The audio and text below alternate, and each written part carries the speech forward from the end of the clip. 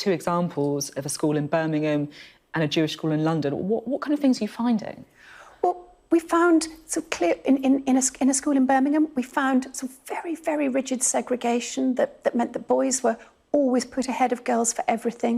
Children literally didn't see each other. We found books in the library that were saying men can beat their wives, provided they don't leave their mark, and that women aren't entitled to refuse sex to their husbands. And this is the Al-Hijra Islamic school in Birmingham that you're referring to? Yes, but this is a community school. It's a state-funded community school, theoretically for all children. So it's a real problem, because you talk about this and people cover it briefly and then it's as though it had never happened. People are very, very reluctant to talk about the very difficult issues that some of these cases raise. You speak about the Jewish school as well, where some books were redacted, including the reign of Queen Elizabeth I. Yes, that was another school where girls' education was being very restricted, and not just on the kinds of topics that we know are sensitive for some people around evolution and reproduction, but things as startling as the history of the reign of Queen Elizabeth. The girls weren't allowed to know about that. So there's a sort of slide to shutting down what children are allowed to know. How can we make sure that everybody's prepared for adult life if we let schools sort of narrow and narrow what they do? How widespread is this?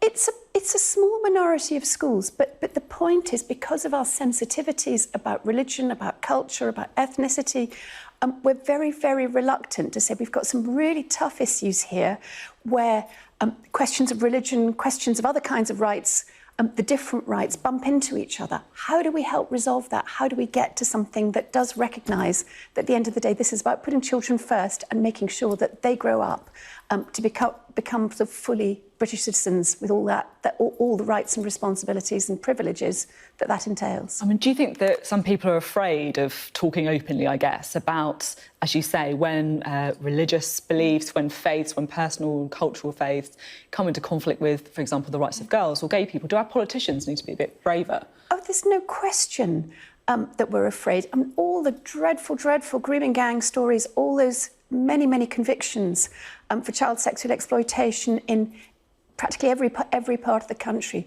that has shown so vividly what happens when we censor ourselves, when we don't allow ourselves to acknowledge that there may be a particular dimension to a problem. So it does two things. One is it leaves those particular children exposed for far too long to the particular harm, but also it means we don't have the right conversation about what the things are that we need to tackle and how to address them as early as we possibly can.